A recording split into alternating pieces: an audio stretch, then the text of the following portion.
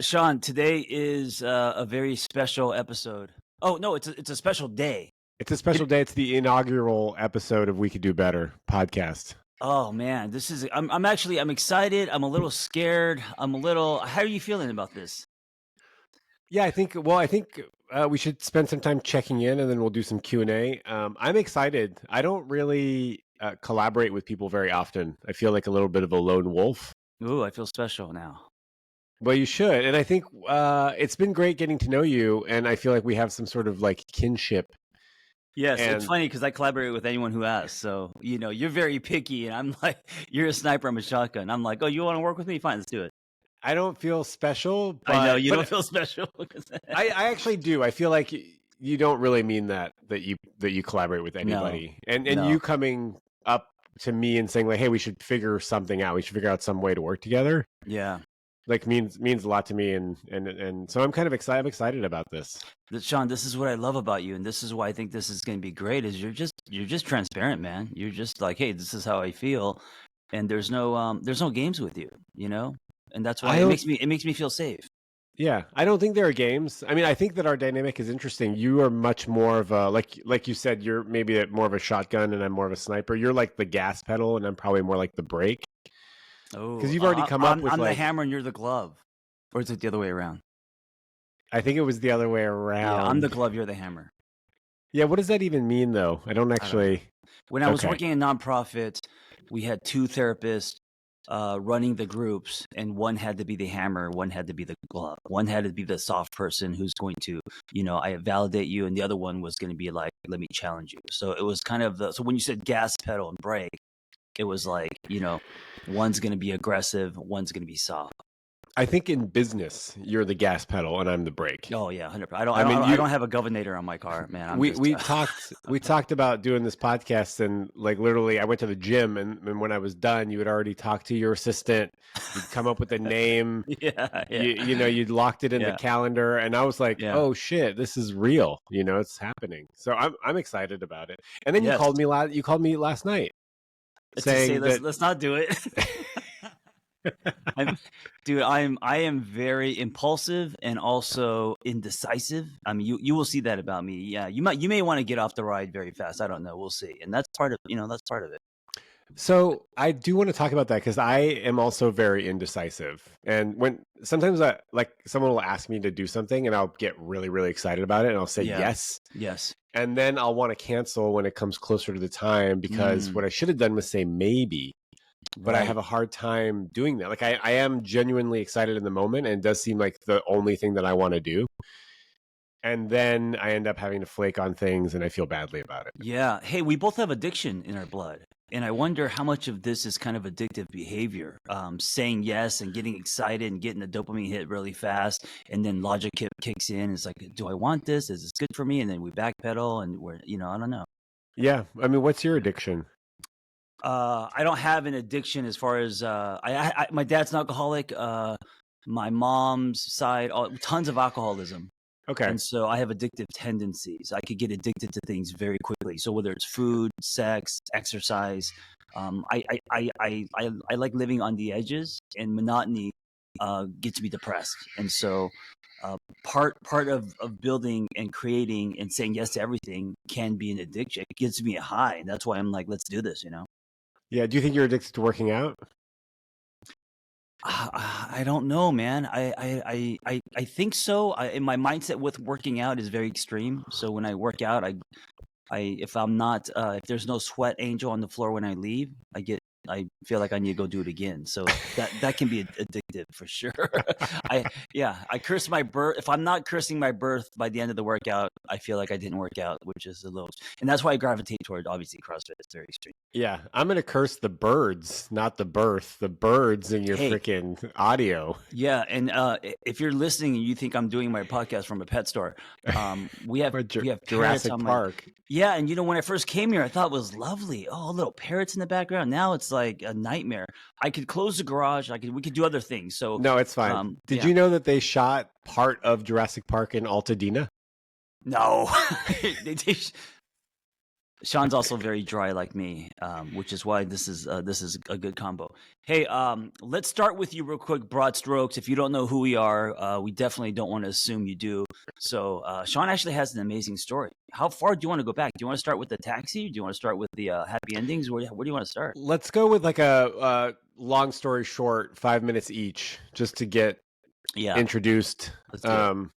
But also, you didn't answer how you're feeling. You just asked me how I was feeling. So I want to kind of know that before we get into it. Today or about this podcast? Either or. I feel like we're gonna create some magic. I feel like I feel like having conversations with you, whether it's 5,000 episodes or 12, because we agreed upon a dozen. I think it's going to be beneficial and fun no matter what. Do you know what I'm saying? Yeah. So there's no to me, there's no lose-lose. There's only win-win. This can be an experiment. This can be just us shooting the shit and having a good time. We are answering questions, so our intention is to help other people. And whether we go 12 episodes or we go, forever, it's all good. Can you use a feeling word? You motherfucker. I feel I feel like a 12-year-old who just got a brand new Lego set. So I feel excited. Oh. Yeah, like a new toy, man. I feel excited. Sean and I are both car guys, so I feel like I get to drive a manual stick shift, which I haven't done since the 90s. Yeah. Cool. Yeah, thank you. No, I think it's important for us to be able to model, like, what does it look like to talk about feelings? Yeah. I think men generally default to, like, they'll say, like, oh, I think this. When you ask them how they feel about something, they go, oh, I think it's unfair, or I think it's crazy, instead of saying, like, oh, I feel really disappointed or happy or elated or all that stuff. So hey, well, thanks for calling me out on that. I love that you just did that, because in real time you are actually demonstrating kind of our intention for this podcast is that we can do better, not only you and I individually, but just kind of collectively as men. What about the title of the podcast? Sean, you are getting way ahead of schedule. Let's talk about 5 minutes you, okay. 5 minutes me. Well, I didn't know that there was a schedule. And then we talk about the podcast. We talked about this yesterday. Our 3-minute conversation on what we should talk about. Okay, so my name is Shaun Galanos. I'm a love coach. I'm 41 years old. I'm heterosexual. I'm straight. I'm white. What? Oh, I'm a hetero straight guy. Wait, you weren't always hetero. I always have been. Weren't you bi for a little bit, or kind of curious, or bi-curious, or something? Actually, you're getting ahead of schedule, because I have a question about that for the Q&A portion that I'm happy to fill in. So yeah, I've always been highly sexual and sort of curious about all sorts of different stuff, but I just love women and have always loved women and probably will always love women. God, I don't even know how to do this in like 5 minutes, but basically I'm from Montreal. I moved to the Bay Area. I used to work in sales at Yahoo. I used to be like a sales executive, like a inside sales dude. And we used to just make phone calls. And then at some point I left that to go traveling, rode a motorcycle around South America for a year, which was amazing. I started up a hostel in Panama City, Panama, for people who were traveling across the Darien Gap on their overland vehicles and motorcycles. And then came back to the Bay Area, started creating content in like 2013 about sex, love, and dating, blogs and videos. But I was broke, and so I wanted to get a job. And so I started interviewing at all these tech companies. And I got a few offers, but one place in particular that I really wanted to work at was called GitHub. And they said that I was an HR risk because of all the stuff that I had done online, all of the blog posts on sex and love, just like how to date and how to talk about sex. They had just gone through some HR scandal or something, so they were really shy about hiring anybody. But that led me to this decision of do I whitewash my whole online persona as dude who is talking about sex and love, or do I just go all in on it? And so I decided to go all in on it, and still needed to pay rent. So I started driving a taxi, and a friend said, you should record your conversations with your passengers. And at that point, already was talking about love and sex and like sort of the guy that people would come to for advice on this stuff because I have like no nonsense, non-judgmental, just sort of like easy to apply advice. And so I drove a taxi in San Francisco and I called it the Love Drive, and passengers would come in and I'd say, "Welcome to the Love Drive." And I'd hand them a stack of cards with questions on them, sort of like what we're going to do later, right? Some Q&A stuff. And they were like low hanging fruit. You know, it's like, what do you think about sex on your period or prostitution or like shaving your balls? Like, it was like easy, fun stuff. And that Yes. was the beginning of the Love Drive in 2014, was driving around San Francisco, recording conversations, putting those on YouTube. And then the rest was kind of history. Like that was the beginning. And then I got certified as a coach, started a podcast, the Love Drive podcast, coached people, did groups, did online courses, did retreats. And fast forward 10 years, now I'm hanging out with John Kim, the angry therapist, and we're doing a podcast together.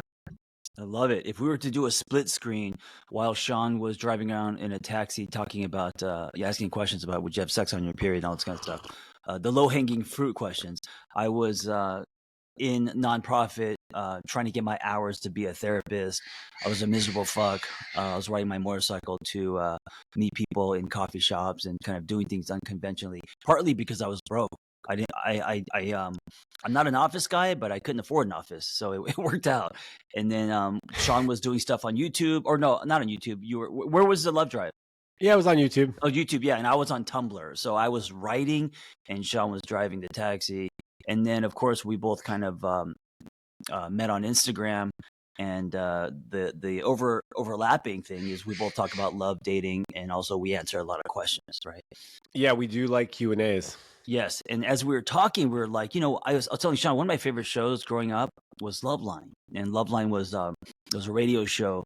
And I remember in high school, I'd come home from high school parties and just park in the driveway and listen to Loveline for like hours.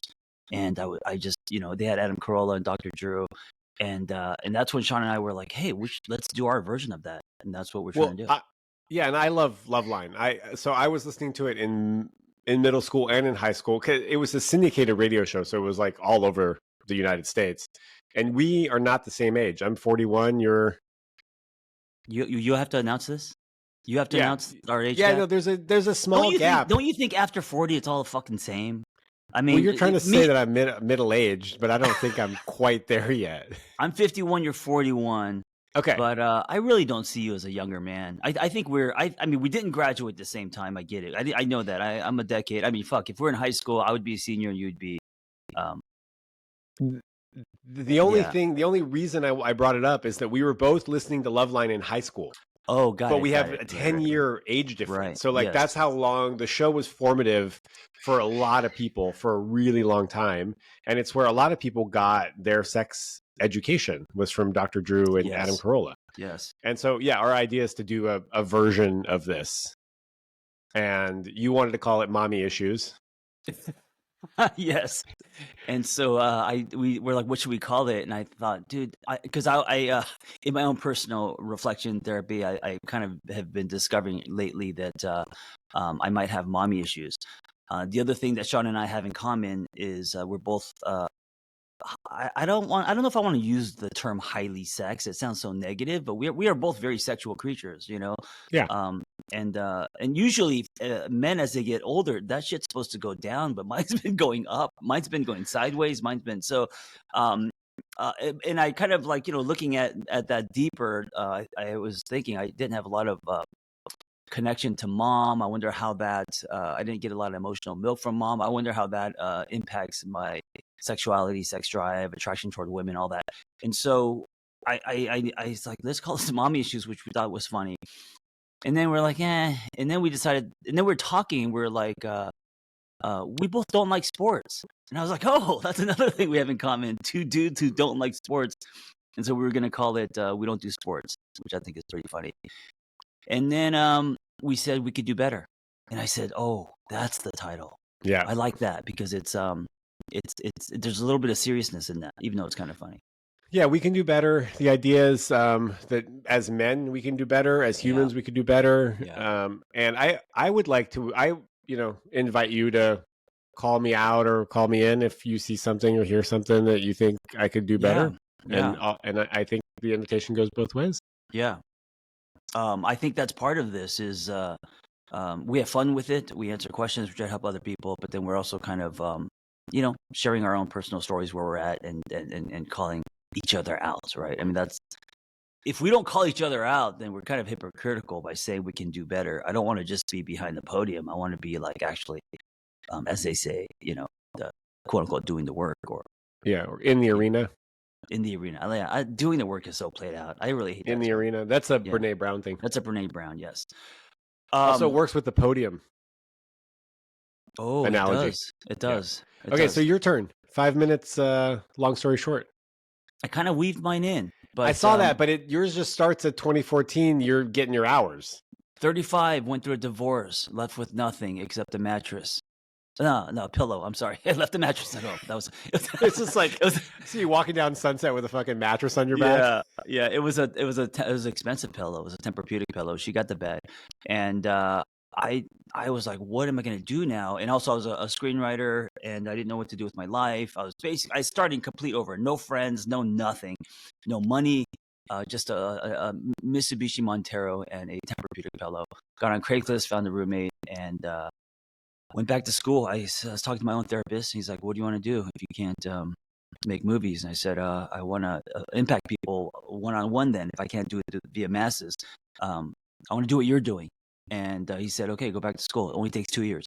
And he didn't tell me that you need 3,000 hours, which took me another 6 years. The whole fucking thing took me 8 years because I hate school. I hate getting anything clinical, hours, all of that. I took a year off. So that was my journey, and then I started documenting, just partly for selfishly, just for me. I just made a public journal, a diary, hit post afterwards. Didn't think anyone would read it, and then called it the Angry Therapist because I just thought it's funny that a therapist was angry. Yeah, but it was a true story because I was an angry person, because I was miserable, I was unhappy, I was just an empty shell of a being, very reactive, and that led me to my rebirth, and now here I am with you. Are you less angry? Yeah, I absolutely. I still have some residue. I still find myself, squinting these deep furrows, and like I got to pull myself out of my default, which is kind of like pouty and angry. Reminds me of my old self. So yeah, I still have some residue. I'm very career focused. I don't know if you are, and I gotta not put so much weight on that, because if the phone doesn't ring or something doesn't happen, I allow that to change my state, which I don't want to do anymore, especially 51. Yeah, I'm mildly. It's hard to answer that question. Like I think you and I both have this like wanting to be successful thing. Yes. Well, what's interesting, Shaun, is I know from the outside someone would see us and say you guys are already successful. Yeah, but my friend reminds me of that all the time. Yeah, I don't see that. I feel like I'm still trying to climb the mountain.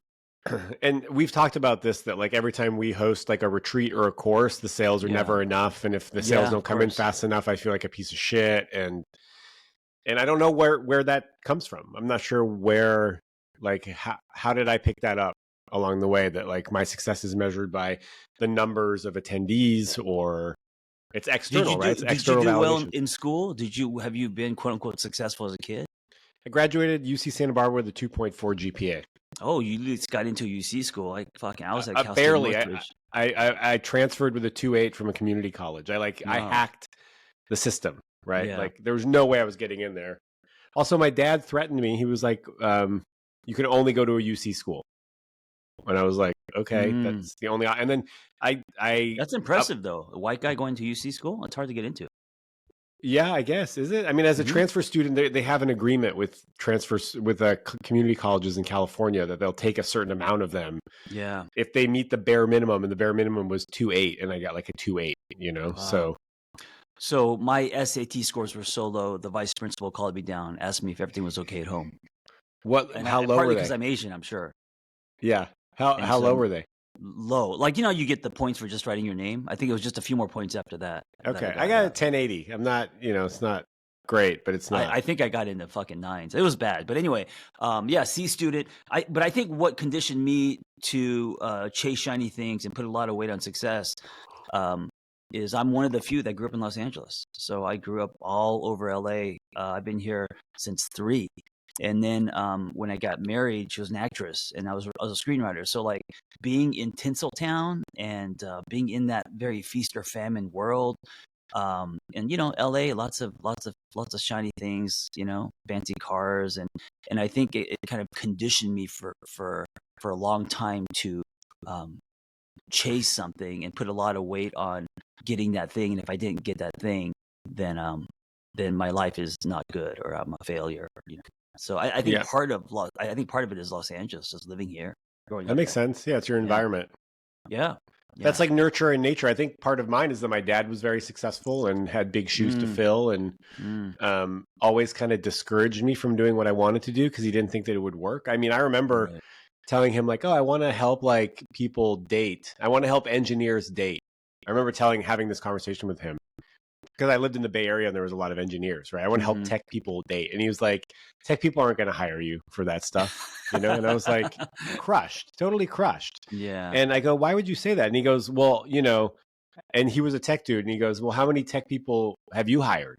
And I go, "None. I'm like 23 years old. What do you mean?" And it was his way of protecting me, but it wasn't useful. I remember one time when I decided to become a taxi driver, he was like, "Hey, I have a friend who his son works for Toyota programming radios, and they have an opening." Right. And I'm like, "Okay, is he happy?" And my dad looked at me and he goes, "What the fuck does that have to do with it?" Yeah, I want you to be safe. I want you to be able to old definitions, of course. Yeah. When I went to become a therapist, my parents didn't even know what that was, and they're like, "Oh, like a psychologist. So you're going to be a doctor?" And I said, "No, I'm not going to be a doctor. I'm going to be a therapist." And they said, "We'll just tell people you're a doctor." I was like, "No." For who? For you? So you could brag at church? That's how I felt with my dad. Like he didn't want to tell people that his son was driving a freaking taxi at like of course, 29 years old. Yeah. Well, hey, you're not a parent. I am. If you ever become a parent, we can do better. We can do better. We are doing better. Yes. Yes. Should we answer some questions? And here's the other difference between Shaun and I. So Shaun is single, and I'm living the whole family life, right? I got the house, the 4-year-old, the SUV. I'm getting married in November. Shaun is on a rebirth. Shaun is going through. I think you're going through a huge kind of awakening. I mean, you're coming out of a relationship. Your dad passed. You sold your house. You're doing things like Burning Man. So where are you at in your life? You're entering a I'm in whole my exciting time. Eat, pray, love. Another eat, pray, love. I'm like shedding old Shaun and shedding weight, and just like I thought I wanted a house in the woods. I mean, I always wanted to build a house in the woods with my partner and have like little chickens running around and toddlers in diapers, and I'm out there in the back cutting up the wood and building the she shed and that whole thing. And when my partner and I broke up years ago in Canada, I just moved to the West, the US, the West, and was just like, "Oh, I'll just do it myself. I'll do the dream myself on my own." And that sucks. Getting a cabin in the woods alone sucks. It's very isolating for someone who's extroverted and needs more social interaction. And so it felt like a bit of a misstep. And so over the last couple of years, I've been trying to like untangle that. And I'm finding myself back in the same freaking place that I was 3 years ago, single in Montreal. And it does feel like a bit of a rebirth. Grief is hard. I think last year I lost my dad, lost my partner, got my house got robbed. I ended up in the ER, like all within 2 months, and it was just like a lot. It was a lot. Why did you end up in the ER? Mega mountain biking accident. Oh, okay. Wow. Yeah, chasing the adrenaline rush. Yeah. Riding alone on unfamiliar trails and hitting big jumps and landing on my back in the middle of Marquette, Michigan. Wow. Did you have reception? How did you get help? If you're by yourself? My Apple Watch was like, "Hey, did you fall? Do you want me to call an ambulance?" Are you serious? Yeah, I don't have an Apple Watch. They do that? It notices when you fall? Yeah. Oh my God, So that's I hilarious. hit yes and no because it's like we live in the U.S. You can't just call an ambulance willy nilly like that, you know. Yeah. And I limped back to the car, and I actually drove myself to the hospital, which was luckily just a mile away. Wow. And I thought I had a broken back, and it ended up being just massive contusions, like all over my back. Wow. So Um, if you're wearing an Apple Watch and you're having sex, does it say, "Are you okay? You're it has horizontal." to It's be a looking pretty rough. I mean, if you fall off rough the sex. bed, Fall off the bed, if you right? fall off the bed, Yeah. most likely. So Yeah. yeah, so if you're prone to falling and you're getting older, an Apple Watch is a great device because you can call someone, you could summon an Mm. ambulance, you can call it like so I got one for my mom. And so now it will alert me if she falls. There's a part of me that will not wear that because it announces to myself that I'm getting older. It reminds me of one of those 80s commercials where it's like, "Help, I've fallen, I can't get up," and they're wearing this device that they Yeah, the push. little alarm on their Yeah, what yeah. was It that thing reminds called? me. So the modern version of that is the Apple Watch. Fuck that. I'm not wearing that. Okay. Well, you don't have Yeah. to. I mean, you're like, power cleaning My God. 225s. I I don't think guess it's 225? 265. Okay, yeah. Yeah. Sorry. Okay. Yeah. Please. Um. So Well. that's where I'm at. I'm in I'm going to go to Europe. I might go to Burning Man. I'm sort of like footloose and fancy free, and I'm stripping away a lot of the old stuff. I'm changing the way I work. I'm changing the way I show up. I joined a running mm, club. I joined I CrossFit. love it. Um, Hey, and this is part of what we're going to document in these episodes because I think there's so much rich. There's nothing richer as far as I don't even like the word content, but as far as documenting your story than actual being in it, right? So instead of reading books or theories, like Shaun's actually going through a bit of a transformation, and I think many are going to be able to relate to you shedding the old, leading into the new. You know, yeah. Yeah. And so with where are you? intention. Reminds me of a book. What?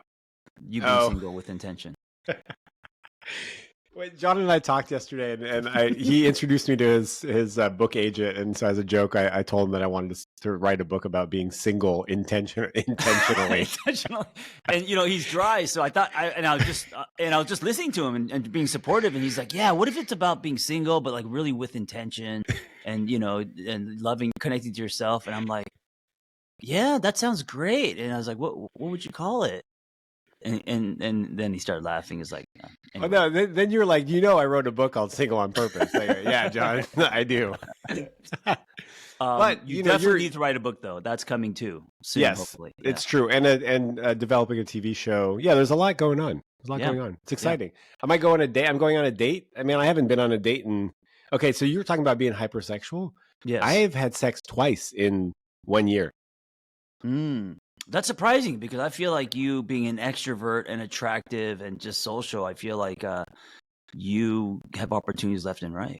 That's what people assume. Actually, what people assume a lot about online creators / influencers, right? Like they make up a story. It's sort of like your therapist. You make up a story about them. And one of the stories is that like I am super promiscuous and that I have sex all the time, and it's just like I was grieving my relationship, my dad. I lived in Flagstaff. There was like if you download a dating app, you get to the end in like 12 minutes. It just says like no more matches, right. And it just keeps showing you the same people again to be like, did you change your mind now? Have you lowered your standards? Is this looking good now? Yeah. So yeah, I just haven't had that many opportunities, and also I have herpes. I don't know if you knew that. You probably knew that. I didn't know, but doesn't everyone fucking have herpes? No, you know what I'm saying? Like no. we're all embarrassed to say it, but we all have herpes. Okay, well, I have symptoms. I have symptoms of herpes. Yeah, I mean, a lot of people do, but so that's kind of kept me like a little bit more shy and not as like comfortable. They're not contagious unless there's an outbreak. Sure. Yeah. Right? Like on your mouth, like cold sores and stuff, they're not contagious unless you could actually see it. Unless there's an outbreak or the few days leading up to the outbreak so that's kind of the tricky spot. Yeah. But so that was just contributing to like my self-esteem. Yeah. Very responsible of you, by the way. Yeah. Yeah. I mean, no, I applaud that because I have a story where when I was married, I had a full outbreak and I was like, "You're my wife, just kiss me. We're in it together. You're gonna get it eventually." And she was like, "I don't want it." And I remember just being, a selfish child, that I was hurt that she wouldn't kiss me with herpes.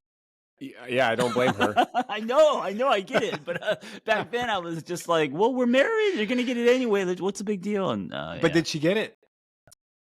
Um, Too personal. I believe she did, and I believe she got it elsewhere, and I believe she's very angry at me about it. Yeah, which is fair, and yeah.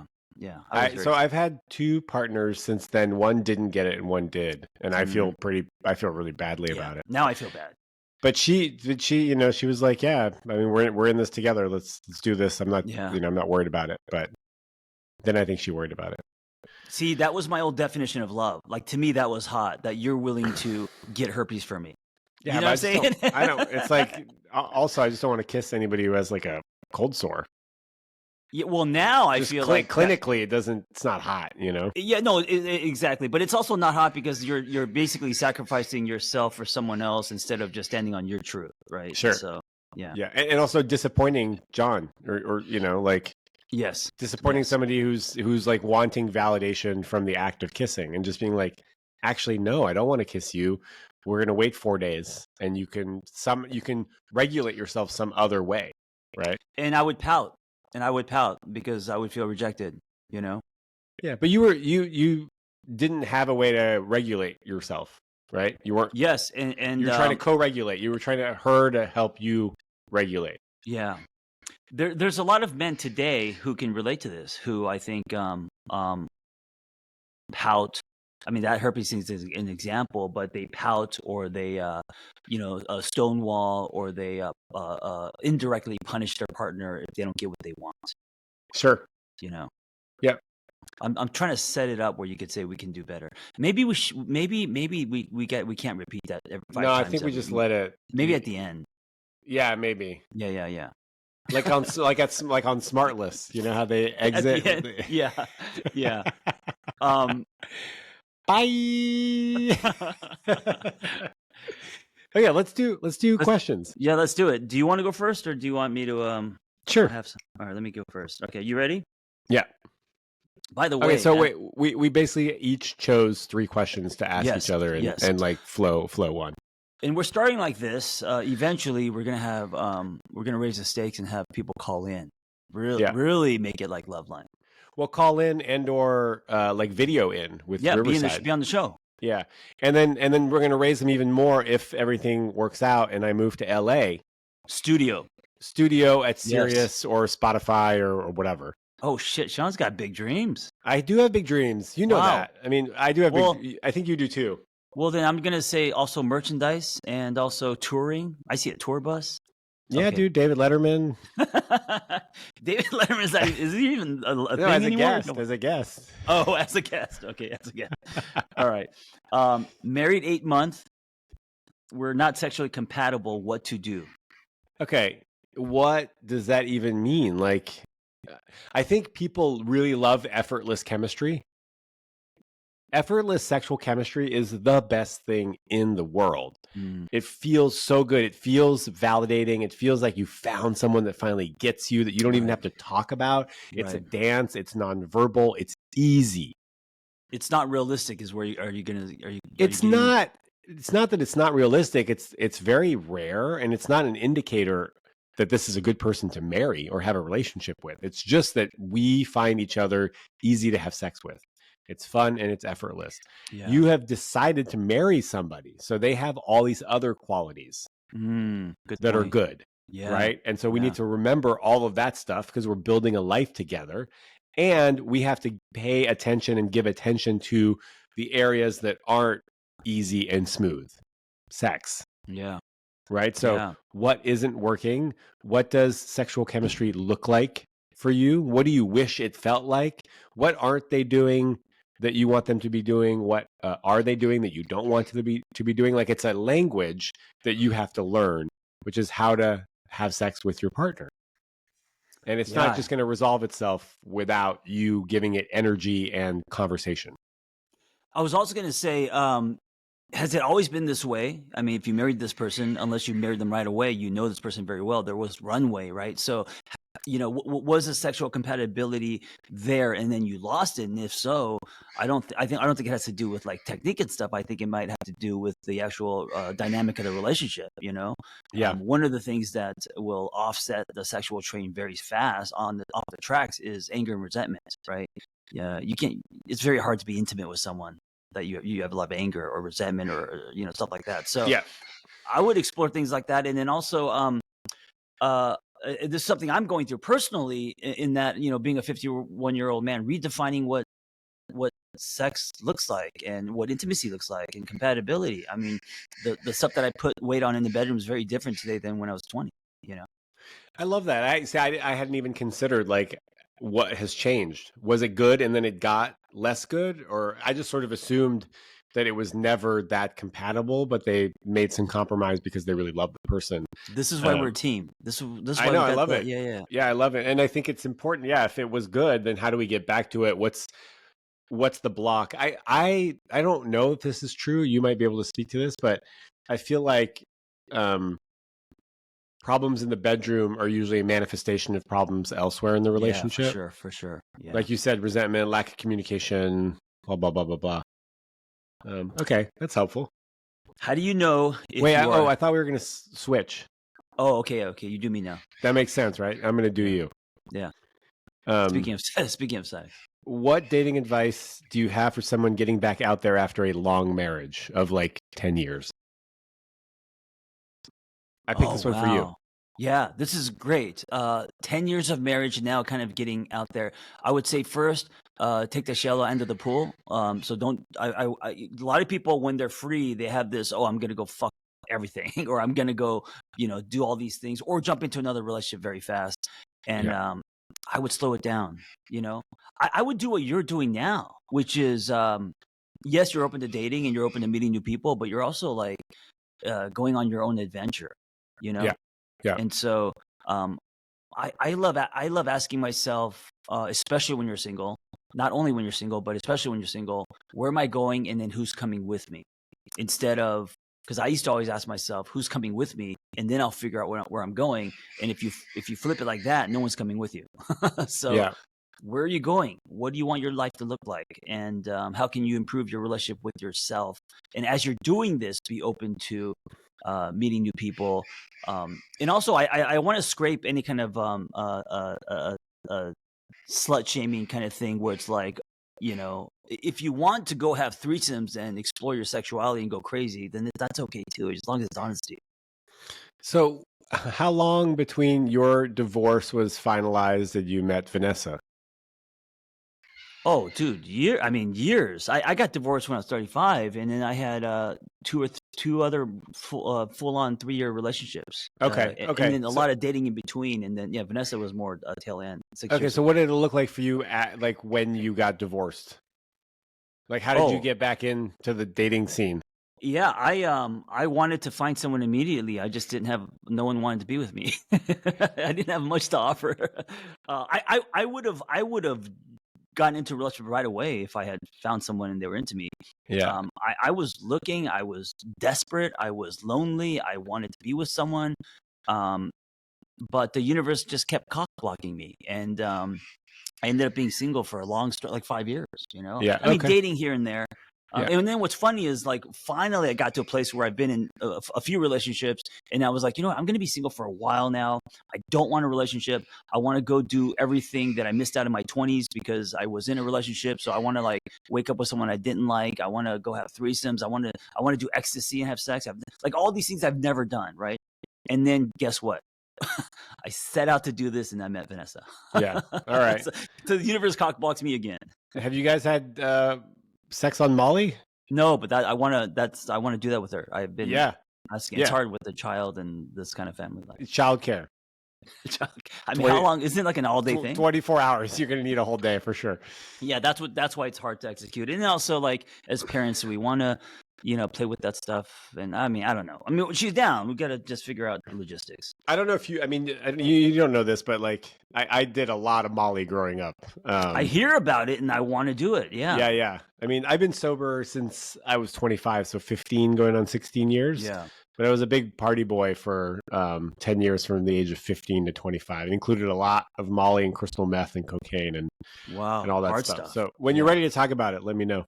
So with Molly and intimacy sex, is it that is everything just feels 10 times better? Is it that you just want to kiss someone for hours? What is the why? Yeah, Why I mean, people for talking me, about I Molly? would go to parties and we would sort of have sex with the usually my girlfriend when we were coming down. So like 3, 4, or 5 hours later. Oh my God. Yeah. Because we were like we were dancing. We were in a dance club for 4 or 5 hours, and then we'd have sex. But I never really just like took a little bit of Molly and just like connected romantically. I think it could be very sweet. I was more into like parties. That's what I wanted to do. Right. And then we'd have sex. It was very intimate. Usually lots of crying, very like sensual feelings. Yeah. And Yeah, lots of feelings, feelings of like super closeness and like this is the love of my life, and it's just like filled with gratitude and flooded with serotonin. As a 51-year-old, as I hear you say, yeah, we went dancing for hours and then had sex, hours later, I'm like, dude, that's a lot of work, man. Well, with Molly, you can do it. Trust me. Oh, you're okay. Yeah, you could do anything. It's like your 5 coffees, but better. Yes. So for me, the dating advice for somebody who's new is to like, maybe enjoy being single for a bit. Like just do all the things that you didn't do in your relationship for whatever reason. Yeah. Go have your eat, pray, love moment. You don't have to date online, although dating online is a good tool to get better at going on dates. That's it. A lot of people refuse to get online in apps. They hate it. That's fine. We've turned into baseball cards, but I gotta say though, but it is a great tool. Like you could literally meet people from not leaving your house. I mean, why wouldn't you use that tool? I wouldn't just double down on that, but it's just a tool. It's well, like here's AI, why you wouldn't use it. Afraid of AI. If you're very sensitive to rejection, it can set you back. Right? If you're not conventionally attractive, it can be really disappointing to not get any matches. People judge on they don't even read your profile, get to know you, just swiping on your face, right? Yeah. Right. So and also like our parents, they met each other without dating apps. Right. So it's possible to still meet people by doing shit that you want to do, like go to meetups. Go to salsa dancing class, learn pickleball, like communities. Absolutely. Totally. Right. I met Vanessa on a blind date. So, and no one does that now. So yeah, it wasn't fully blind. I went through her whole fucking Instagram. So that's the new blind date. It's like, hey, I've got a friend. You want me to set you up? Here's her Instagram. Yeah. And you're going to you're going to go to her very first post. Unless you're not. What did she look like when she was 25? Yeah. You see the entire story. I like it. All right. Yeah, I think that's the advice. Yeah, take it easy, take it slow. You will get better at it, and the landscape has changed a little bit. Oh, and you will get ghosted, and it's not personal. And I want to also validate. Listen, when you are, because I wrote this book called Single on Purpose, and you're supposed to have a cape and be all empowered. But listen, when I was single, yes, I was fucking lonely, and I wish I had met someone. And it's hard. I think the hardest thing about being single is like, who is this next person I'm supposed to be with, and when are they going to come? What if they never come? Yeah. What if I'm single for a decade? And those are legit fears. I went through all of that shit. So I don't want to minimize the side of single that is, loneliness and discouragement and all the other feelings that we have. And to add to that, if you make bad decisions by going on dates with people that aren't a good fit for you, that's okay too. Yes, because you're lonely and you just want to have sex. That's okay. Right. It's all data. It's all experimentation. It's all ways to learn more and understand yourself. Right. Yeah. So be kind to yourself. Okay, we nailed that. Shaun, next question.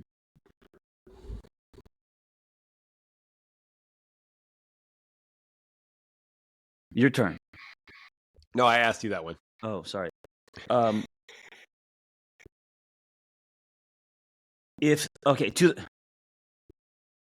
To the guy you're seeing, is it okay to ask how he found out they were being cheated on?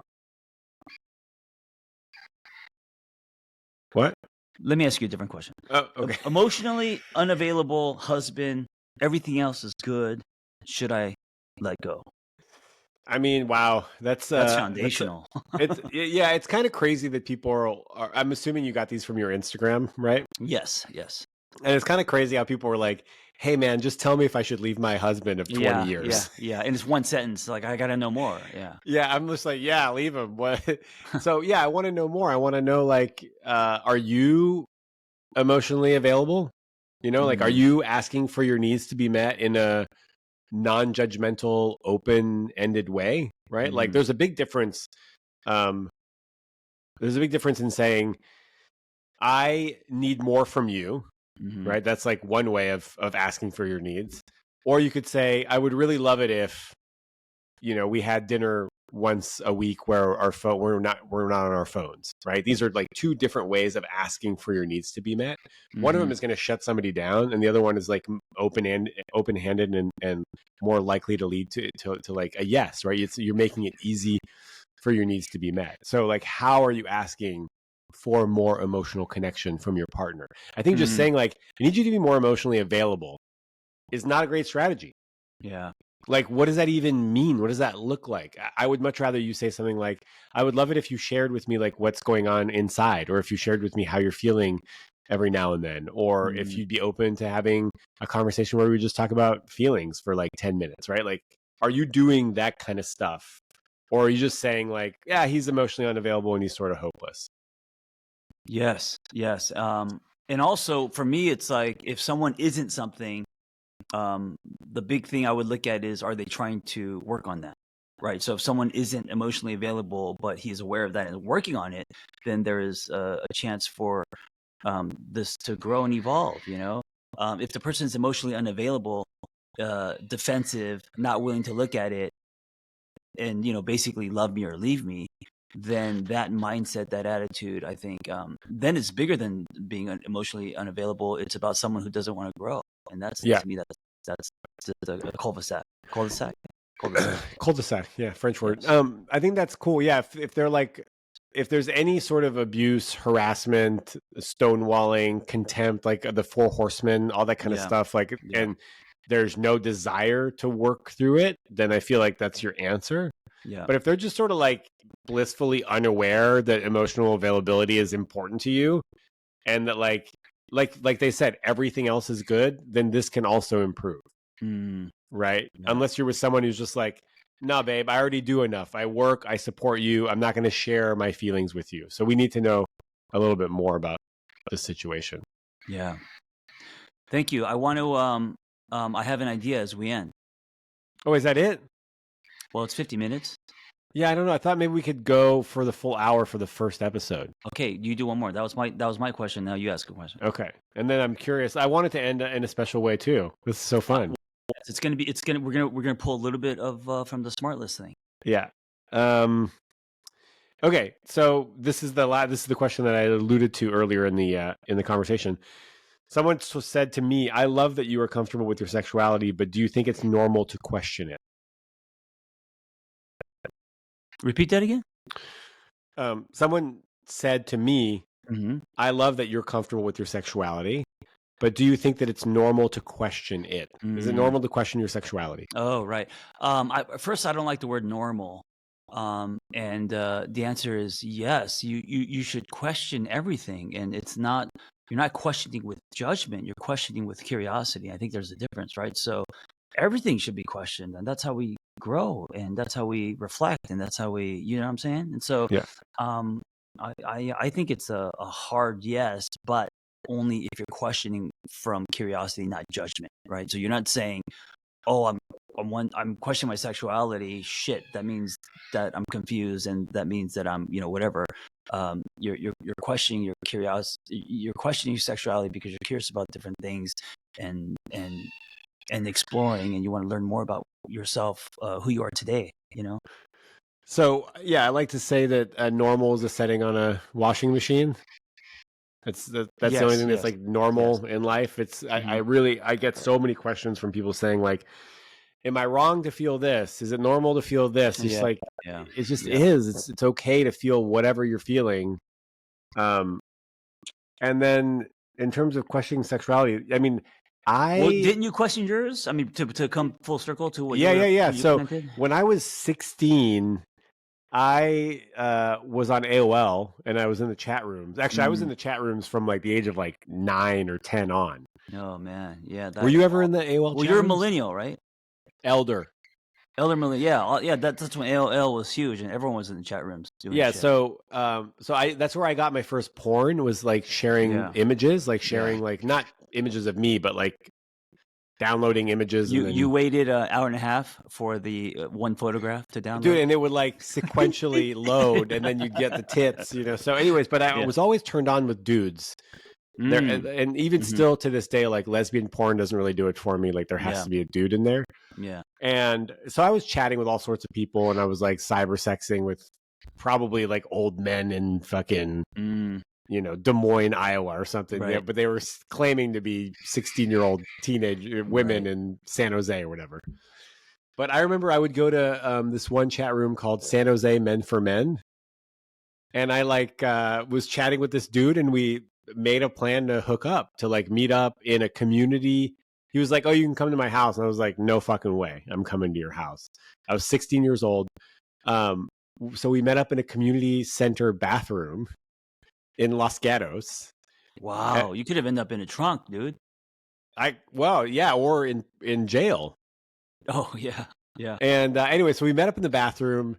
He blew me, and then and I came in like 5 seconds because like you were 16. This happened when you were 16. Yeah. Holy shit! You met a stranger in a bathroom at 16 years old, and let a man blow you. Yeah. Wow. And I was super turned on. I came in like 5 seconds, probably like a couple minutes. Well, you weren't scared to do this at all?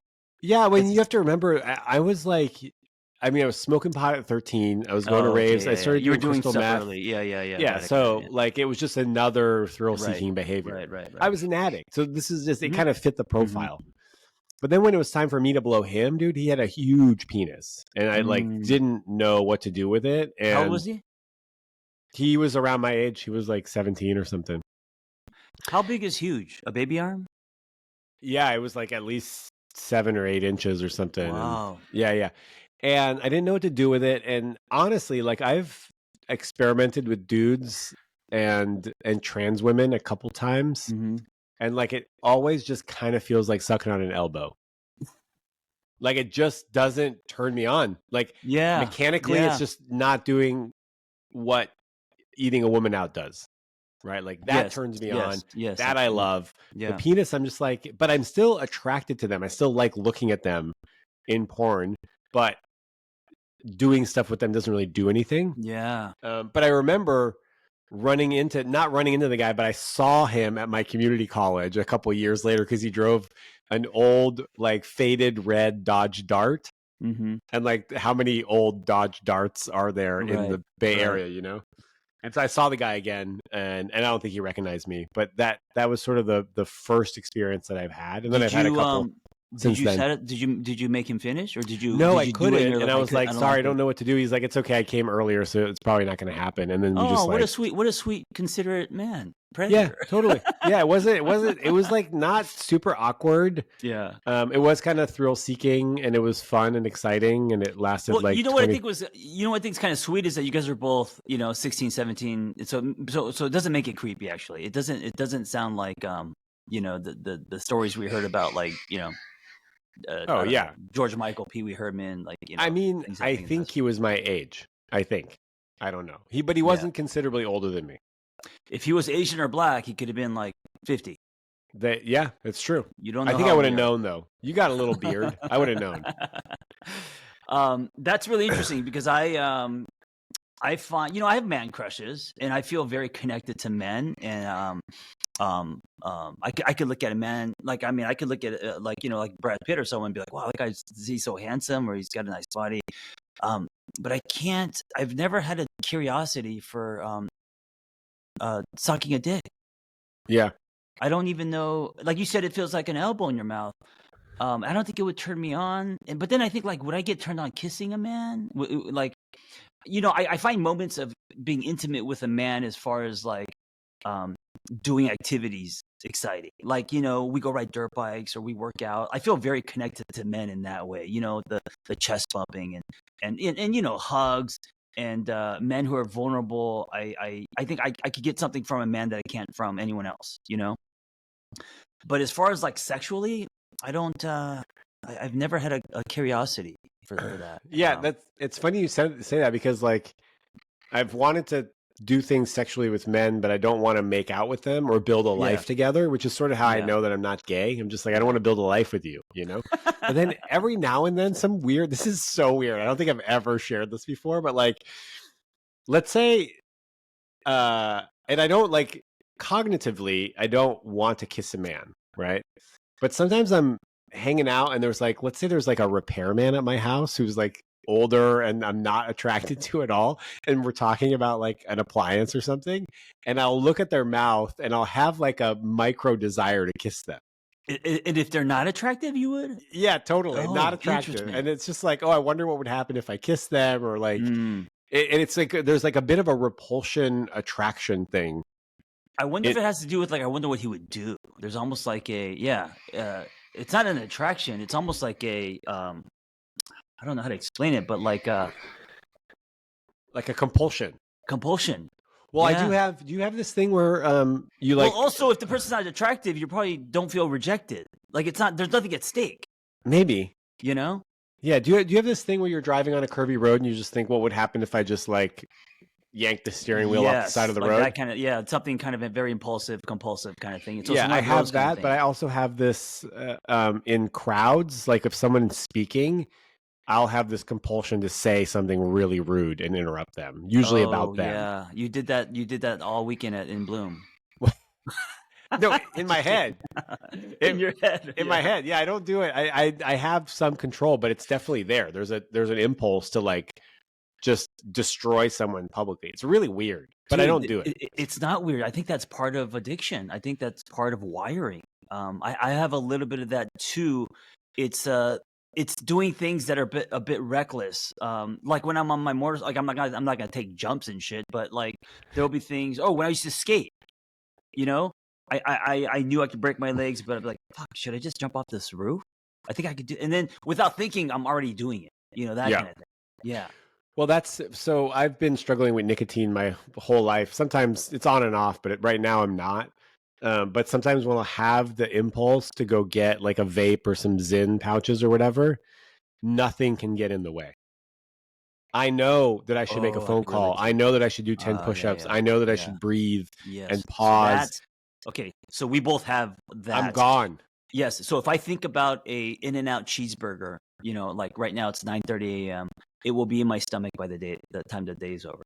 It'll be my no matter what. And so there is a obsession, there is a compulsion. Now where this can be a gift is like, you know, you want to start a new podcast. It's going to happen. Or you want to build something, or you know, the attempt, you're going to swing. Where this gets bad for relationships is like, you know, if you desire something, now you have expectation. If that expectation isn't met, you know, all that stuff, it could crumble. Yeah. Okay, real quick. What's your In-N-Out order? Double, 1 slice of cheese, not 2. No Thousand Island dressing. No Thousand Island dressing. That shit gives me a stomach ache. Ketchup, mustard, add pickle. Fries, Diet Coke. Okay. Yeah. What's yours? Double, whole grilled onion plus grilled onions. Slimy. I hate grilled onions. It's like slimy. Yeah. So I go double. I got the whole grilled and the grilled onions. Oh, that's a lot of onions. Yeah, I like onions. And then fries, well done, no drink. What do you want to drink? No drink, huh? Just water. There's a water cup. Oh my God, you're boring. You're a water boring cup. person. I mean, if I'm feeling super gluttonous, strawberry shake, but that's usually on a road trip when I've been driving 8 hours. Hey, real quick before we end, one thing with, you know, going back to dicks and men and all that, I have had a fascination. I think we all do as humans, with giant penises, and I think part of it is because, you know, at the age of 12, they, you know, looking at porn, being exposed to all that, and then when I was in a fraternity, I got really insecure about my penis. I'm definitely a grower, because there were I was in the Valley of CSUN, and these guys had huge dicks, and we're going through like Hell Week and showers, and I would see them naked, and I would just be so fascinated with giant penises. I don't want to put one in my mouth. I don't want to put one anywhere, but I am fascinated with big dicks, and I think also a lot of women are, but they actually don't want to be with someone with a because they can't do anything with them. It's harder. They're harder to manage. I mean, you also have like a trauma. Didn't your dad make fun of your small penis? Yeah. This is what we're gonna end with. No, but I actually want to talk. I mean, didn't God, he that's like horrible? Now I'm thinking about it. My dad used to make. Okay, so my so I have a brother, and he's hung well or decent. He's I'm a grower, so if you don't know this, if you're a grower, your penis grows like 4 times the size of when it's flaccid or whatever. If you're not a grower, it just kind of gets hard and grows a little bit. Do you know what I'm saying? Yeah. And we know about growers. Most people know about growers and showers. No, that's not true. I think a lot of people don't. If you don't have, well, now they do. Yeah, that's a little education. But my dad used to make fun of me. He's like, "Oh yeah, when you were a baby, that it was just so tiny." And he would say, like, he would be weird. He'd be like, "Let's see your penis now." I would be an adult. I'd be like 16, and he would be like, "Oh man, let me see your dick now. I bet you it's tiny." That's weird. Isn't that weird and horrible? Yeah, always laughing and joking. So it never really. I mean, he wasn't serious. He didn't like call a family meeting to to like measure my dick. But just like always joking and fucking around, he would say that in front of my mom to be funny. And I never really thought of it, and until I actually told you recently, and I was like, fuck, that must have seeped in. I mean, of course that contributed, right? It sounds like it for sure. I mean, it would be a version of like your mom fat shaming you or something. Yeah, not good, not healthy. Yeah, so I think the combination of that, being exposed to, playboys and penthouses and hustlers at 12, and then joining a fraternity where it's just lots of posturing and dudes, showing off their 5.0 Mustangs and penises. Well, that's really funny. In the 90s. I don't have a lot of experience seeing other people's penis. Like, I didn't join a frat. I was in PE with all the other like lamos. Yeah, but you guys all wore jock straps and stuff. There was no we just naked. We were never naked. We were just like a bunch of like awkward right stoners, and like we'd show up to gym class wearing jeans, and they'd make us run the mile in jeans. Like, that's the kind of people we were. So I just never was around penises. I never was really insecure about my penis, though I will say. And then we should probably stop, because people are going to be like, wow, they really talk about their penis a lot. I'll bet you this is the part they get. Oh, this is the best part of the episode. Guaranteed. I was going to joke, say I'm not a grower or a shower. It's just small all the time. Okay, say what you're saying. I have one more thing to say, because I want to close it with a happy ending. So I lost my virginity to this woman named Christine, who was at a party, and the whole party left to go get microdots, which were like some kind of LSD that I didn't take or knew anything about. But she and I stayed behind, and there was a porno on. Someone had put a porno on, and so that led to us having sex. And it was short. It didn't last long. It was, she had way more experience than I did. My dad picked me up after. I could have sworn that he could smell sex on me. It was fine. It wasn't like it wasn't romantic or anything. But the next day at school, or outside of school, I was like at the grocery store or something, and this girl was like, "Hey, what's up? I heard you got a tan dick." And so this woman had told everybody that I have a tan penis. And then it like got around the school, but like that didn't bother me. I was like, yeah, it's a little darker than the rest of my skin. I mean, tan dick's a compliment, no? I guess a white one. I don't think it's anything. I think it's just a descriptor. So I've never had I don't have a big penis, and I've never had a complex about it. Like, it's just never been an issue for me. Well, I remember, and this is I don't want to say who the person is, but someone said, "Shaun, your penis is big. It's fine." So I think you see yourself. I've never seen your penis. She definitely didn't say big, but that's fine. She might not have said big, but she said you're good.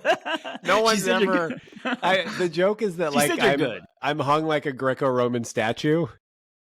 Oh, the David? Yeah. I'm glad those statues exist, because it really normalizes. Because those were masculine men with muscles and shit.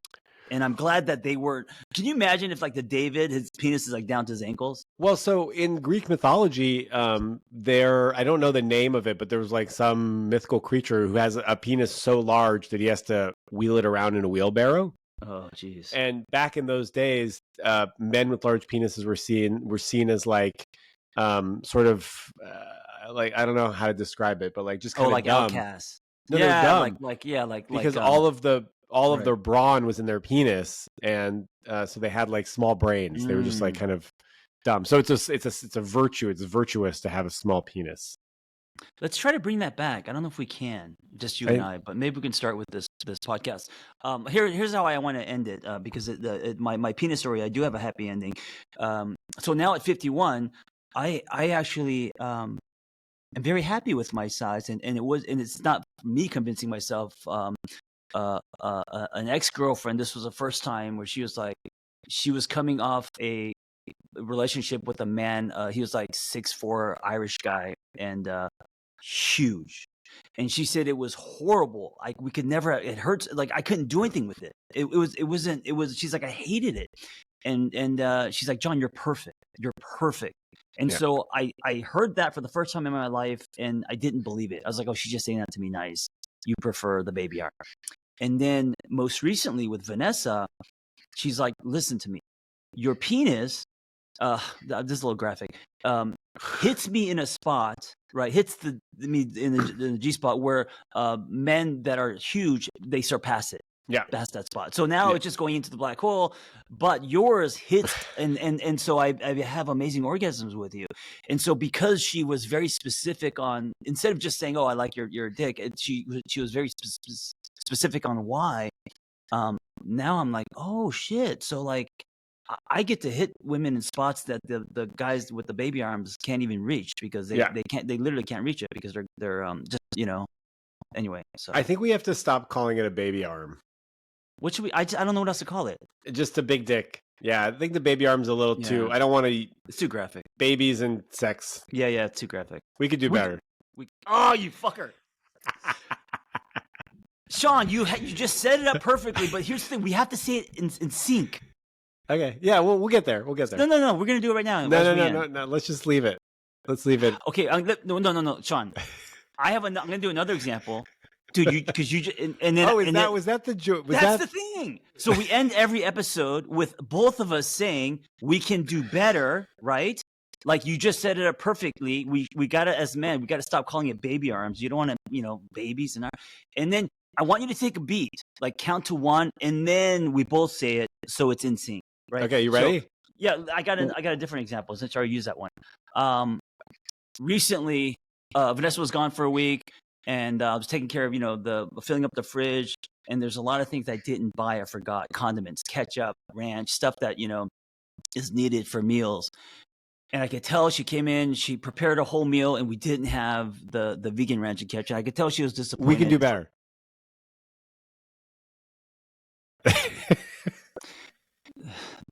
This might be the last episode. I know I committed to 12.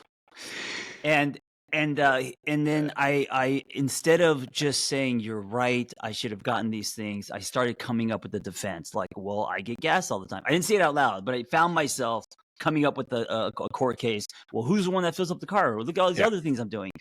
And so I think even in things like that, where you feel like you do have an argument, you can you can accept, and you can say, hey, these are some things that I might have I could have done differently. One beat, we can do better.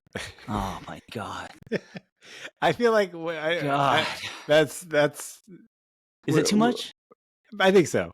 You know what? Because let's just let it happen naturally. I know it wasn't organic, man. It was like a forced kiss. Yeah. We weren't ready for it. The first one was good. We might actually just want to end the episode. It could have been great. Tess, end it there. No, Tess. No. I love the behind the scenes. Don't end it. Let's we're gonna end it here. And hey, if you enjoy Shaun and I, meet us once a week. We'll be doing these once a week. And yeah. Okay. Well, I will say friends. What I will say is it's hard to start a thing. This is not easy. It's hard to get Yeah. traction. So, and I hate the like subscribe and share, but like it makes a huge difference, and it's how we're going to know whether this is actually good or not. Well, here I'll be really lining this up with I think it's both Shaun and I. Our purpose, passion is, there's not a lot of dudes just showing up and talking about real shit, and so um, this would be a good podcast to share with your boyfriends, husbands, dudes, other dudes, because what we're trying to do, jokes aside, Shaun and I are just trying to show up as honest men going through it, and he pointed out that I'm 51. I'm 10 years older than Shaun, which is a true story. But we're going to be talking about everything from relationships, love, dating, penis, like whatever. There's nothing is off the table. So Yeah, I like that. yeah, it's less about what we're saying. It's more about how we're showing up. Yeah. Thanks, man. That was We're gonna fun. do better. All right. Thank you for listening. Be well.